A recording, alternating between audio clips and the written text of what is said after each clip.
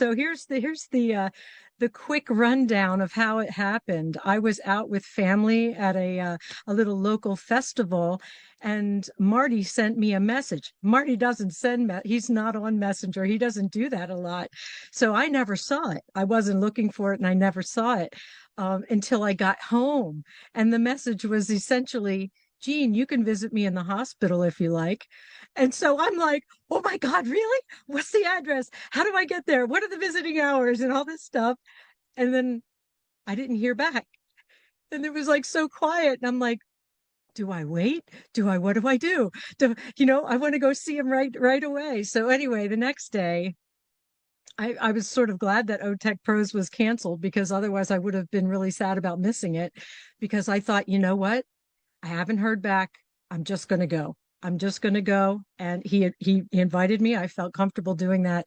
I don't know anything. I don't even know the name of the hospital. I just looked up hospitals in his area, Mount Holly, New Jersey, and I showed up, and they let me go straight up, and I walk around, and I'm expecting Marty to either be having tests done, be asleep, sort of, I don't know, in the middle of a treatment or something. And I thought, I'll just go in quietly and sit and just be a presence, pray for him. That's what I was picturing I was going to do. But I walk in and Dawn is there and she gets up and she's looking at me like she has no idea who I am. She's like, who's this person that just walked into my husband's room? And then I said, it's Jeanne Alleva. And she's like, oh, and she gave me a hug like you would not believe. It was so warm. It was so loving. And we just hugged there for a moment. And then we were chatting. And then I look over and she says, look who's here. And he looked at me, his eyes got really big. He was awake. He had a breathing thing on. So he was in the middle of giving himself a treatment and he takes it off and he's like, come here, and I talk about hugs. He hugged the entire world in that hug. It was just, I said to Narelle, I said it was like a warm bath because he's just a bear of a guy, right? And he just sort of enveloped me and it was so awesome. So that hug is for everyone. Absolutely. And then after that, we were just talking about stuff. It was we went from topic to topic, talking about COPD. My mother had COPD, so we were talking about breathing treatments and things like that.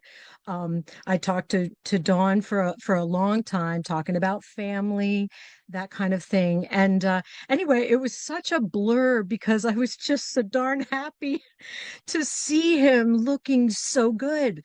He looked so good, so strong, but I have to say that he's not out of the woods yet, right? They're still draining him water out of him.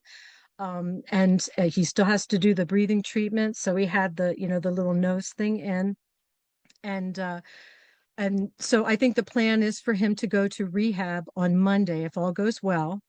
And I told him, I said, once you're in rehab, you'll have more freedom, more um, you won't have the hospital bells and whistles and alarms and all of that kind of thing, which keep you from sleeping. He should have some more freedom to move about. And I'm assuming they'll have people coming to him and keeping him active, keeping him moving forward. And I have to say, he really, he said that he's not coming back until he knows he's well enough. So he's like, he learned the lesson, I think, of coming back a little bit because he loves everybody so much. He wants to hop onto a meeting here and there. It did not serve him. And I think we can all agree it was too soon. So I think he understands I really need to take this time to heal and then come back stronger.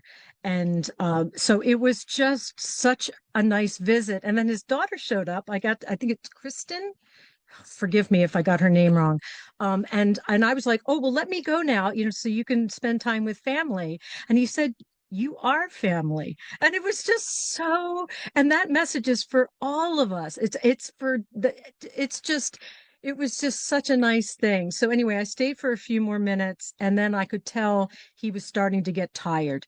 And he said, yeah, my energy kind of comes and goes. Like he'll have a burst of energy and then crash, you know. So I took my leave and I left, but it was just such a nice visit. So, you know, if we're looking at the topic here, moving forward with purpose and conviction, I think of Marty DeGarmo.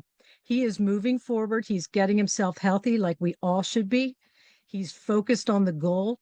And he's got multiple goals now too, not just the company. You know, and Ash, of course, is constantly in contact with him. You know, he wants him well and all of that. Um, so anyway, that's all I wanted to say. I'm sure everyone has plenty of ideas on the actual topic, but I hope that was encouraging. And Marty himself wanted me to get that picture and post it. He's like, "Did you post it yet? Did you post it yet?"